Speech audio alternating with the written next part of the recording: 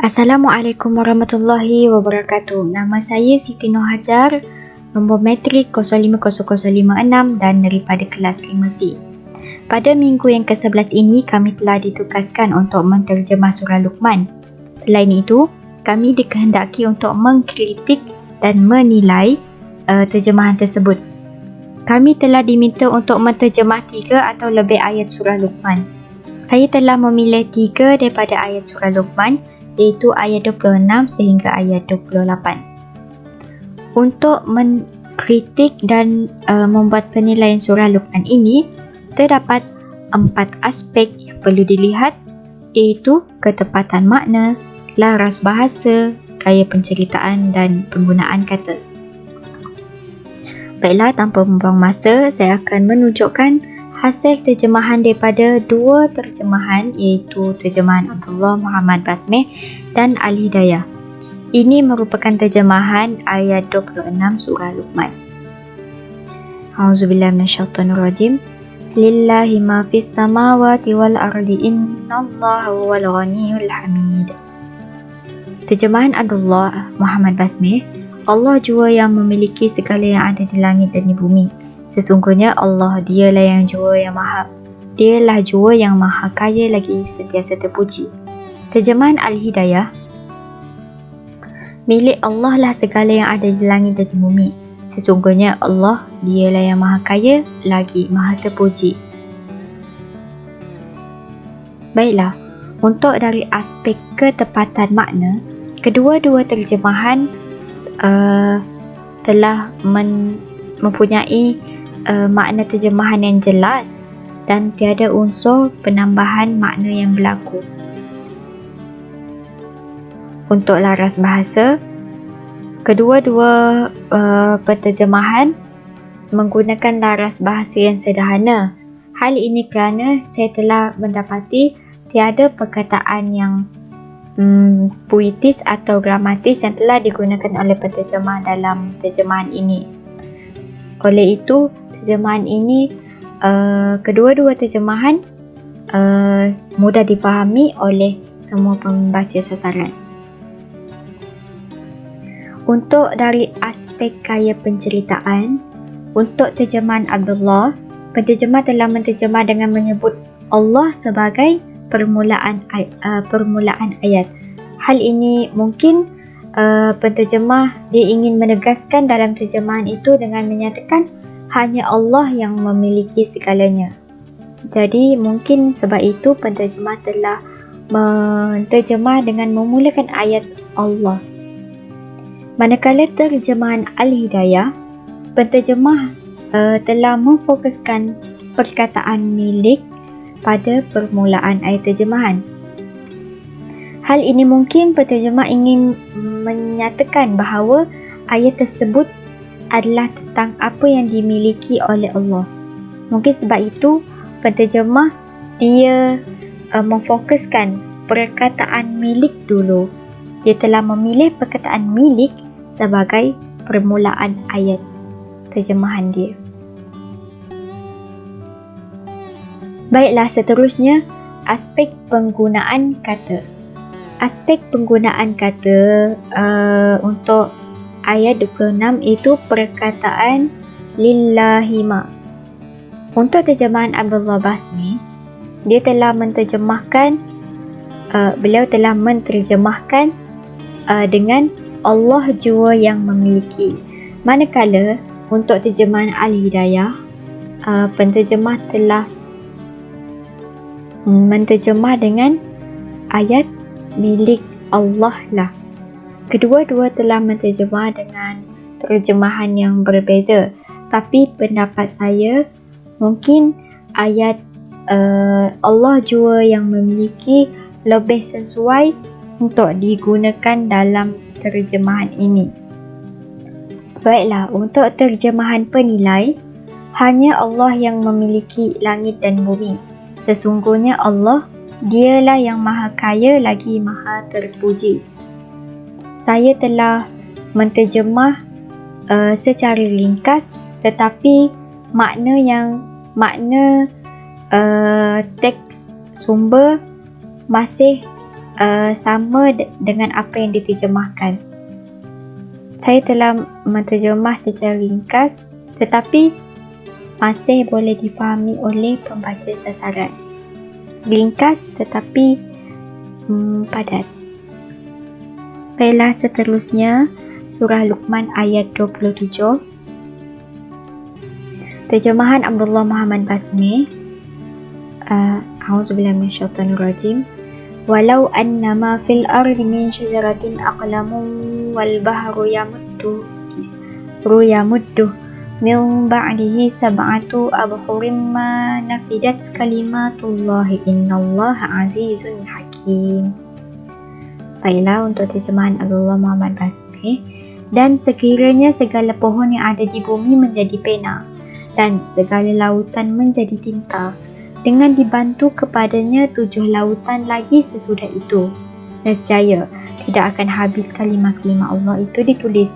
Sesungguhnya Allah Maha Kuasa lagi Maha Bijaksana.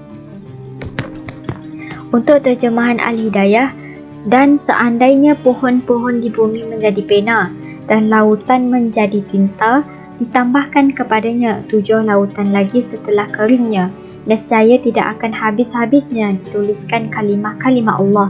Sesungguhnya Allah Maha Perkasa lagi Maha Bijaksana.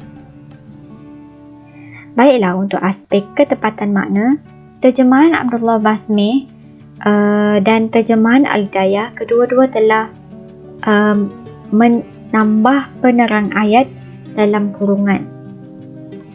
Untuk terjemahan Abdullah, dia telah menambah menjadi tinta. Penterjemah telah menambah menjadi tinta dalam ayat segala lautan.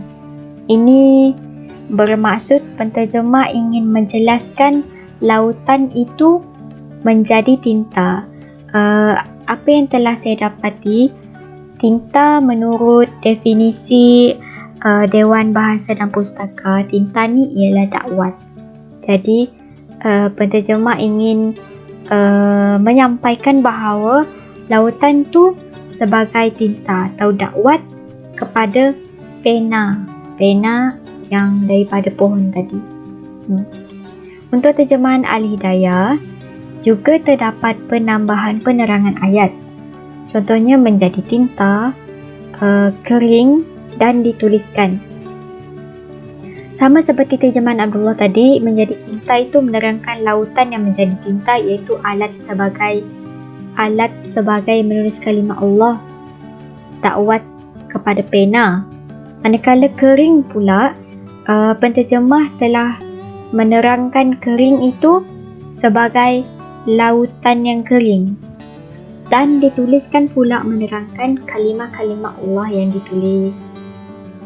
Tetapi bagi saya, untuk terjemahan Al-Hidayah, untuk ditambahkan kepadanya 7 lautan lagi setelah keringnya, mungkin ayat di situ makna dia masih tergantung. Maksudnya bagi saya masih belum memahami apa maksud setelah keringnya, apa yang keringnya. Jadi bagi saya makna di situ, ketepatan makna di situ masih belum tepat dan masih lagi tergantung makna dia. Baiklah, untuk aspek laras bahasa, kedua-dua laras bahasa yang digunakan oleh penterjemah ialah sederhana. Tiada perkataan yang gramatis ataupun puitis. Tetapi mungkin untuk terjemahan Abdullah, mungkin pembaca sasaran akan membaca dia berulang kali, kerana bagi saya pembaca tersebut tidak akan dapat faham dengan sekali baca. Manakala untuk terjemahan Al-Hidayah, bagi saya dengan bantuan penambahan penerangan tersebut, terjemahan dia lebih difahami, lebih jelas daripada terjemahan Abdullah tadi. Baiklah, untuk aspek gaya penceritaan, kedua-dua gaya penceritaan terjemahan boleh difahami, tapi saya lebih kepada terjemahan Al-Hidayah. Penceritaan dia lebih jelas dan difahami, kerana terdapat banyak penambahan penerangan dalam terjemahan tersebut. Tapi kedua-dua terjemahan mempunyai maksud yang tersirat bagi saya. Pada pendapat saya, kedua-dua terjemahan mempunyai maksud yang tersirat. Untuk aspek penggunaan kata, perkataan yamudduhu, kedua-dua penterjemah telah menterjemah dengan terjemahan yang berbeza, iaitu untuk terjemahan Abdullah diterjemahkan dengan dibantu, manakala terjemahan Al-Hidayah diterjemahkan dengan ditambahkan. Tetapi pada pendapat saya, kalau diterjemahkan, saya telah mencari perkataan yamudduhu dan dalam kamus bahasa Arab, dan ia bermaksud membantu. Tetapi terjemahan ditambahkan mungkin lebih sesuai dan difahami untuk terjemahan ayat 27 ini. Iaitu hal ini disebabkan kalau kita lihat dalam ayat terjemahan Al-Hidayah, ditambahkan kepadanya 7 lautan. Jadi kita faham ayat tersebut dengan 7 lautan tersebut telah ditambahkan lagi. Manakala kalau terjemahan Abdullah dengan dibantu kepadanya 7 lautan. Kalau saya tidak faham apakah dengan dimaksudkan dengan dibantu kepadanya 7 lautan. Baiklah, untuk terjemahan penilai, saya telah menterjemah dengan sekiranya seluruh pohon di bumi menjadi pena dan lautan menjadi tinta, yang ditambah lagi dengan 7 lautan selepas lautan yang pertama kering, sudah tentu tidak akan habis kalimah-kalimah Allah. Sesungguhnya Allah Maha Kuasa lagi Maha Bijaksana. Baiklah, untuk ayat yang terakhir daripada surah Luqman ayat 28. A'udzubillahi minasyaitonir rajim. Ma khalqukum wala ba'thukum illa kanafsin wahidatin innallaha sami'un basir. Terjemahan Abdullah Muhammad Basmi. Bagi Allah yang Maha Kuasa, soal menciptakan kamu semua dari tiada kepada ada dan soal membangkitkan kamu hidup semula sesudah mati, tidak ada apa-apa sukarnya. Hanyalah seperti mencipta dan menghidupkan semula seorang manusia sahaja.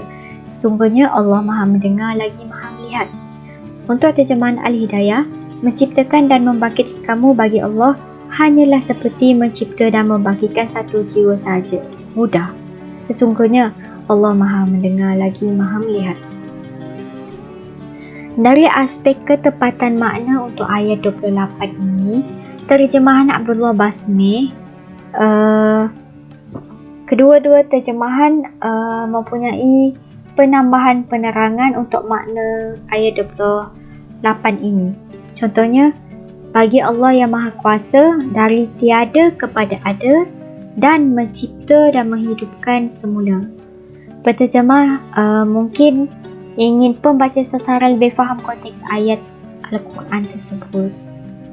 Manakala terjemahan Al-Hidayah telah ditambah penerangan bagi Allah mencipta dan membangkitkan serta mudah. Tetapi untuk terjemahan Al-Hidayah, ayat yang ditambah untuk menerangkan ayat tersebut lebih ringkas dan senang difahami. Dan bagi saya, terjemahan untuk ketepatan makna, terjemahan Al-Hidayah lebih sesuai dan lebih sampai makna ayat tersebut. Untuk laras bahasa, bagi saya terjemahan Abdullah telah menggunakan laras bahasa yang tinggi kerana mungkin ayat yang agak puitis, seperti terjemahan tidak ada apa-apa sukarnya. Tidak ada apa-apa sukarnya di sebalik ayat itu bermaksud mudah, tetapi penterjemah telah menggunakan ayat tidak ada apa-apa sukarnya. Manakala untuk terjemahan Al-Hidayah, penggunaan laras bahasa yang lebih difahami dan jelas. Hal ini kerana ayatnya ringkas, tapi maksud terjemahan ayat sampai kepada pembaca. Untuk gaya penceritaan, penterjemah untuk terjemahan Abdullah Basmi, penterjemah telah menceritakan ayat ini dengan menambah lebih banyak penerangan ayat, dan bagi saya menyebabkan penceritaan agak panjang dan padat. Manakala terjemahan Al-Hidayah pula, gaya penceritaan dia lebih ringkas, mudah, jelas dan tiada maksud disirat dalam terjemahan tersebut. Saya lebih kepada terjemahan Al-Hidayah sebab gaya penceritaan dia ringkas tapi mudah difahami. Untuk penggunaan kata ma khalaqakum wala ba'asukum, terjemahan Abdullah telah terjemahkan sebagai soal menciptakan kamu semua dari tiada kepada ada dan soal membangkitkan kamu hidup semula sesudah mati. Ayat dia menarik dan panjang. Manakala untuk terjemahan Al-Hidayah, penterjemah telah menterjemah dengan menciptakan dan membangkitkan kamu. Ayat dia mudah dan ringkas tetapi lebih difahami. Walaupun ayat terjemahan Abdullah dia menarik dan faham, tetapi saya lebih kepada terjemahan Hidayah. Terjemahan dia makna terjemahan dia lebih jelas dan tiada kekeliruan ayat dalam terjemahan tersebut sebab terjemahan dia ringkas dan sampai terus kepada pembaca. Untuk terjemahan penilai, saya telah menterjemahkan dengan tidaklah Allah menciptakan membangkitkan kamu melainkan hanyalah seperti menciptakan dan membangkitkan satu jiwa sahaja. Sesungguhnya Allah Maha mendengar lagi Maha melihat. Baiklah, bagi saya untuk kritikan dan penilaian terjemahan surah Luqman kali ini, saya telah lebih memilih atau lebih suka dengan terjemahan Al-Hidayah kerana ayat yang digunakan oleh penterjemah Al-Hidayah lebih ringkas dan mudah dan idea tidak berbelit. Jadi saya merupakan pembaca sasaran yang suka akan terjemahan yang ringkas dan padat. Baiklah, itu sahaja penilaian dan kritikan saya terhadap dua terjemahan ayat daripada surah Luqman, iaitu terjemahan Abdullah Muhammad Basmih dan terjemahan Al-Hidayah. Semoga mendapat manfaat dari video ini, insya-Allah. Sekian sahaja daripada saya. Terima kasih. Assalamualaikum warahmatullahi wabarakatuh.